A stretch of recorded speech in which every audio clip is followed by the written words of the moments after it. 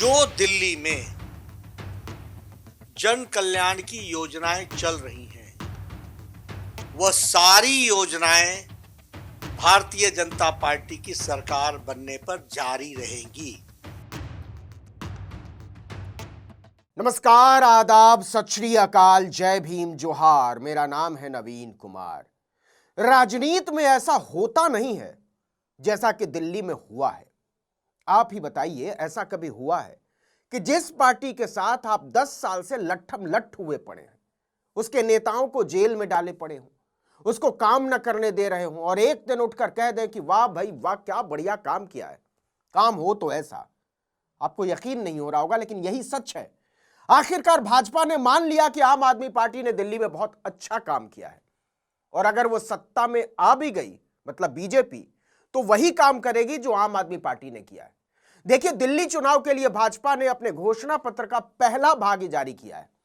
इसको वो संकल्प पत्र बोलती है और इस संकल्प पत्र के पहले ही हिस्से में उसका यह साबित करने का संकल्प टूट गया है कि आम आदमी पार्टी से बेकार कोई पार्टी नहीं हो सकती और केजरीवाल से बेकार कोई नेता नहीं हो सकते। किसी और ने नहीं, खुद भाजपा अध्यक्ष जेपी नड्डा ने कहा कि हमारी सरकार आने पर हम मौजूदा दिल्ली सरकार की योजनाओं को बंद नहीं करेंगे, हम उन्हें जारी रखेंगे। मतलब आम आदमी पार्टी को हराने उतरी भारतीय जनता पार्टी के अध्यक्ष ने कबूल कर लिया कि आम आदमी पार्टी ने दिल्ली में अच्छा काम किया है और उसके पास भी उससे बेहतर नीति दिल्ली वालों को देने के लिए नहीं है। जो दिल्ली में जन कल्याण की योजनाएं चल रही हैं, वह सारी योजनाएं भारतीय जनता पार्टी की सरकार बनने पर जारी रहेंगी।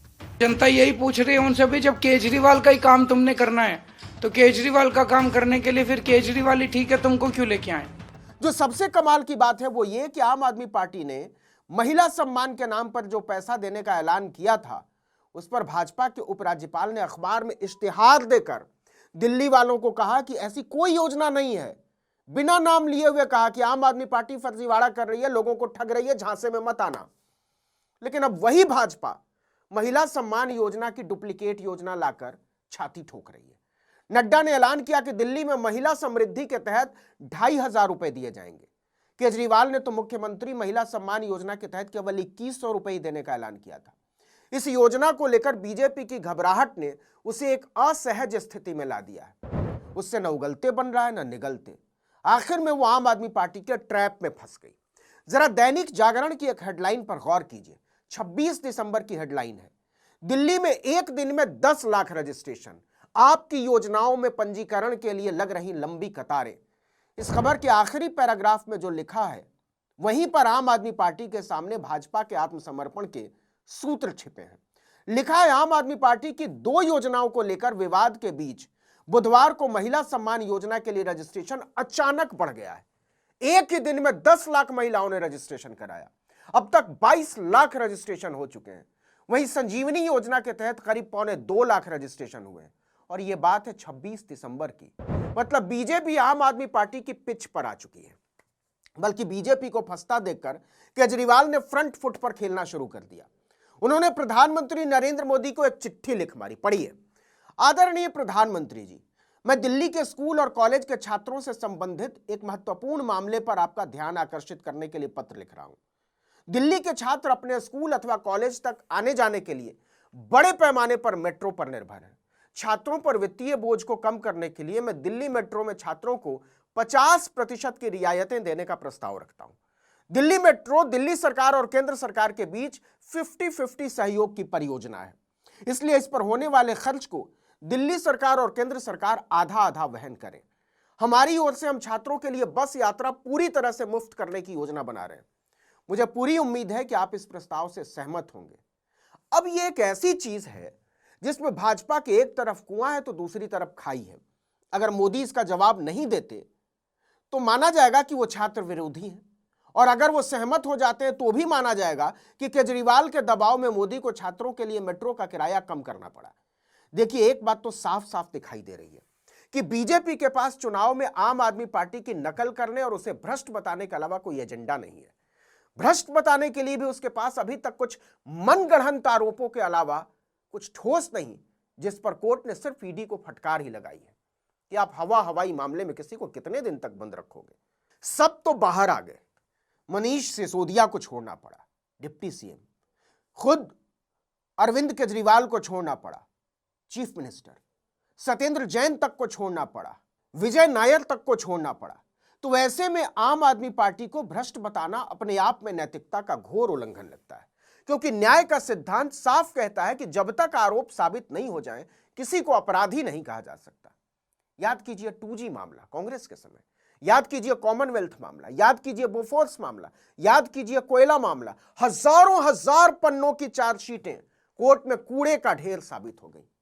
खैर, अभी दिल्ली चुनाव पर ही रहते हैं। तो जो नरेंद्र मोदी मुफ्त की रेवड़ी बोलकर जन कल्याणकारी योजनाओं का मजाक उड़ाते थे, वो आज सारा खजाना लुटाकर खुद ऐसी योजनाओं के सबसे बड़े सेल्समैन बने हुए। शर्त केवल इतनी है कि मेरे अलावा कोई और ऐसी योजना लाएगा तो बर्दाश्त नहीं होगा, सिर्फ मोदी की जय बोलनी होगी।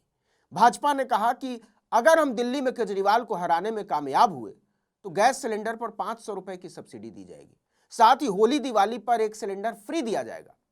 अब सवाल है कि इस पूरे चुनाव में कांग्रेस कहां खड़ी है? तो इसमें वो बहुत पीछे छूट चुकी लगती है। इसमें कोई शक नहीं है कि उसने उम्मीदवारों का चयन बहुत सोच समझ कर किया है, लेकिन उसने इसमें बहुत देर कर दी।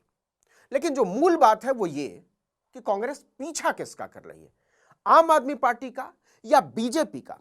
इसका जवाब अरविंद केजरीवाल के खिलाफ नई दिल्ली सीट से चुनाव लड़ रहे कांग्रेस के सबसे मजबूत उम्मीदवारों में से एक संदीप दीक्षित के उठाए हुए सवाल से मिल जाता है।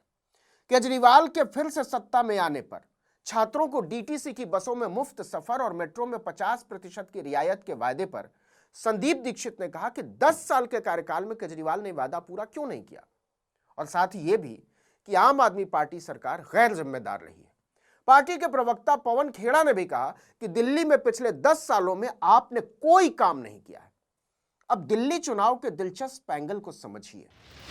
एक फ्रॉड जो दिल्ली के साथ, दिल्ली के भीतर, दिल्ली की सरकार जो नई बनी उसके द्वारा हुआ, और दूसरा फ्रॉड केंद्र में जो नई सरकार आई 2014 में, उनके हाथों दिल्ली के साथ हुआ। कांग्रेस कह रही है कि आम आदमी पार्टी ने कोई काम नहीं किया, और बीजेपी कह रही है कि आम आदमी पार्टी ने क्या शानदार काम किया है, हम वही काम करेंगे, बस भ्रष्टाचार नहीं करेंगे। तो अंदाजा लगा लीजिए कि दिल्ली चुनाव जा किस तरफ रहा है। अंदाजा लगाना मुश्किल नहीं है, लेकिन अभी भी 3 हफ्ते का समय है। 5 जनवरी को दिल्ली की सभी 70 सीटों पर वोटिंग है, और चुनावी राजनीति में 3 हफ्ते तो छोड़िए, 1 रात का भी समय बहुत होता है नतीजों को पलट देने के लिए। इस वीडियो में इतना ही, लेकिन अगर आपने आर्टिकल 19 इंडिया को अब तक सब्सक्राइब नहीं किया है तो फौरन कर लीजिए, बेल आइकॉन दबाइए, घंटी जैसी आकृति, लाइक कीजिए और कमेंट करके बताइए हमारा वीडियो आपको कैसा लगा। हमारा ट्विटर हैंडल है article19_India और मेरा ट्विटर हैंडल है नवीन जर्नलिस्ट। नमस्कार।